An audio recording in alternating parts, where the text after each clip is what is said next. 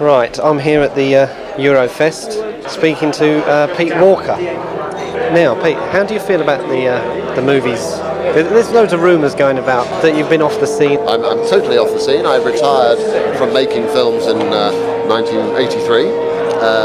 The choice was mine. I've explained that in Steve Chippell's book. And I now run the cinemas. I figured that I was too old to be making films for teenagers. You know, it was a conscious decision. I could see that I wasn't totally in touch with the market, whereas when I first started out, I was. You know, it was a conscious decision. I thought, quit while you're winning. You think that that the market has changed so much now that what you were doing back then really doesn't have a lot of relevance, or? I don't think it doesn't have any relevance. What I'm saying is that it needs people who are more in touch with their audience to make those films.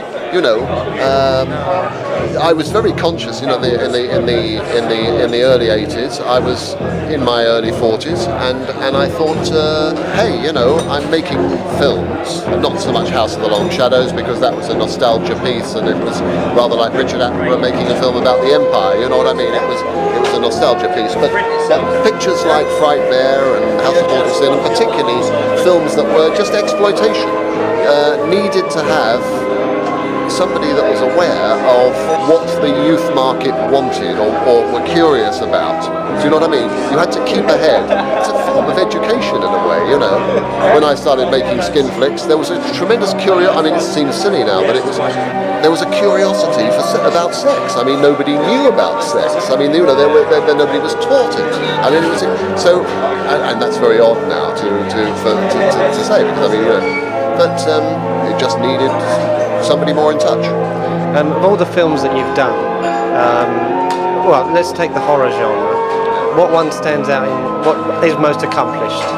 Well, I've often said this. You see, I don't consider House of the Long Shadows to be a horror picture, neither really did Michael. So, of the, if you like, the trilogy, or the four films that one made and the Flesh and Blood show, so there were 5 or maybe even 6 films made in that genre. The one that I thought worked best for me was Frightmare, was the one that's on this evening. I just felt it. I think that's the one that I would. I haven't seen any of these films since I made them, but I think if I had to go and watch one, I think that's the one I would probably sit through, rather than any of the others. And what were the influences on Frightmare? Was there any sort of personal vision? There was a message that was used at that time, which was that the courts were being very soft on that type of criminal. It's the criminally insane. There was the start of this move. There was the care in the community was just about starting out then, and it had something I felt quite strongly about. And there was a case of a supposedly criminally insane man who had been let out of an asylum, far too early, after 9 months or something, after having been sentenced to life imprisonment. And well-meaning psychiatrists had said, yes, he's quite able to take his place in society, and had been come out, just murdered 2 children 2 days after he came out, a paedophile. So, it was the start of the softness towards the criminal, which we take for granted now. What's the difference between the types of films, the main difference in your view of horror then and horror now? I mean, horror's practically non-existent now. Well, I actually, you've got to explain that, because I mean, there's a picture coming out next week. Actually, it's May the 1st now. It was going to be next week. Scream 2. I mean, I would have said that was. Occasionally pictures rear their ugly heads. There's 1 or 2 every year that I see, and I think, hey, they were really good. I mean, The Hand That Rocks the Cradle, a few years ago was a really good picture. I mean, I thought, what a great idea. I mean, I'd love to have made that myself. But do you define that as a horror film? Yeah. Oh yeah, absolutely. That's my kind of horror movie. That is a horror movie to me.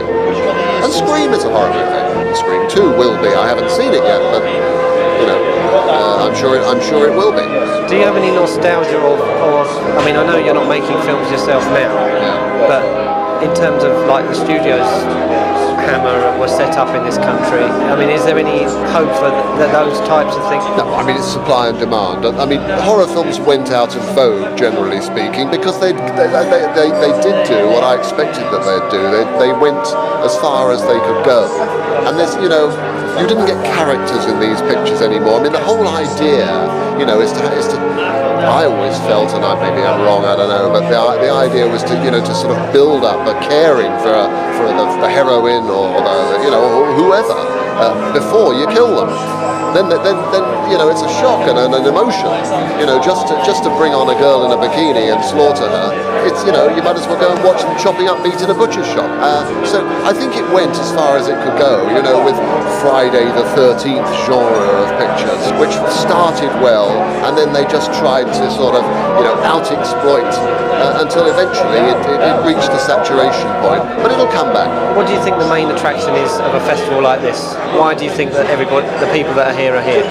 I suspect, I don't know too much about this festival, but I suspect that the majority of people here are nostalgia people, in a way that a lot of us are. Like any collectors, I was just talking to Steve with my collection of jukeboxes, which is a nostalgia thing, and I like old cars, I have a collection of old cars. And I suspect that the people that come and see these kind of movies are also, sort of, wanting to go back to a different era, I think you've answered all my questions, really. Thank you very much, Pete. Thanks a lot.